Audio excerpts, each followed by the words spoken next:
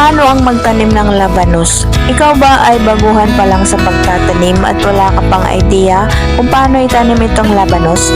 Dito meron akong 5 tips para sa mga baguhan sa pagtatanim.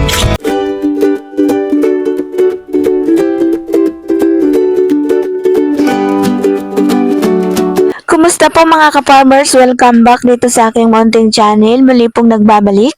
Ako po ay isang munting magsasaka at nagbabahagi din po ako ng konting tips para sa mga baguhan sa pagtatanim. And for today's video po ay ibabahagi ko po sa inyo kung paano ang tamang pagtatanim ng labanos. Okay. Ang mga labanos po ay mabilis lumaki at madaling itanim ng mga gulay na maaaring itanim sa malamig at mainit na lugar o panahon. Depende po sa uri ng ating mga bini. At narito ang isang maiksing gabay or tips ko sa inyong mga ka-farmers. Number 1. Piliin ang tamang binhi na buto. Ang mga uri na buto na nababagay sa mainit na panahon, halimbawa na lamang itong daikon. Ang daikon ay kayang tiisin ang bahagyang mataas na temperatura. Mas maganda ito itanim natin dito sa ating lugar or bansa. Number 2 po, ihanda ang lupa. Pumili ng maaraw na lugar, hindi bababa sa 6 na oras dapat na direktang liwanag sa araw-araw. Gumamit po tayo ng maluwag at maayos na lupa, malambot at buhaghag. Alisin din po natin ang mga bato at kumpol na lupa upang maging malaki at tuwid ang laman. At ang number 3 po ay ang pagtatanim na ng buto. Itanim po natin ang mga buto ng direkta sa lupa, mga 1/2 pulgada ang lalim at 1 pulgada naman ang pagitan sa mga hanay o linya na may pagitan na 12 to 18 na pulgada ang pagitan. Takpan po natin ang bahagya ng lupa at diligan ng marahan upang mapanatiling mamasa-masa or moisture ang ibabaw. At ang pang number 4, pangangalaga sa mga halaman.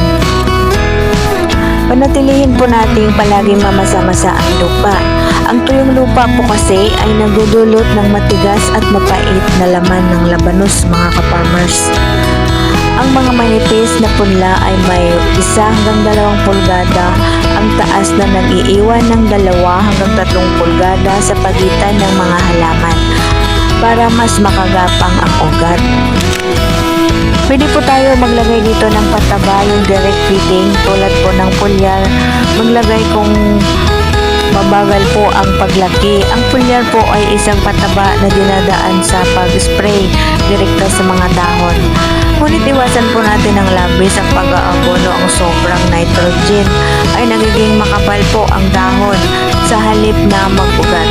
Hindi kasi dahon ang pinapakapal natin dito mga farmers, kundi ang laman nito. At ang last po, ang ika-5 ay ang ating pag-aani. Karamihan sa ating mga labanos ay handa na sa loob ng 20 hanggang 30 days mga ka-farmers. Bunutin ang mga ito kapag ang mga ugat ay nasa 1 hanggang 2 pulgada na ang haba. Suriin ang laki sa pamamagitan ng dahang-dahang pag-aalis ng lupa. Anihin agad ang mga lumalagong labanos ay nagiging makahoy at mapait. Kaya dapat po ay hindi natin ito kailangang pagulangin dahil magiging mapait po ito at magiging matigas ang laman ng labanos mga ka-farmers. Okay mga ka-farmers, yan po ang ating 5 tips. Yan po ang 5 paraan para sa pagtatanim ng labanos para sa ating mga baguhan pa lang o sa mga baguhan pa lang na mga nagtatanim. Sa kung gusto mo po naman ng mga iba pang katanungan para sa pagtatanim, ay huwag mga tubiling mag-comment sa baba at bibigyan po natin yan ng kasagutan. So mga ka-farmers, hanggang dito na lang po ang ating video. Maraming salamat sa inyo pong panonood at sa pagsusubaybay ng ating mga video. God bless you. Bye-bye. Thank you for watching. Happy farming. Bye!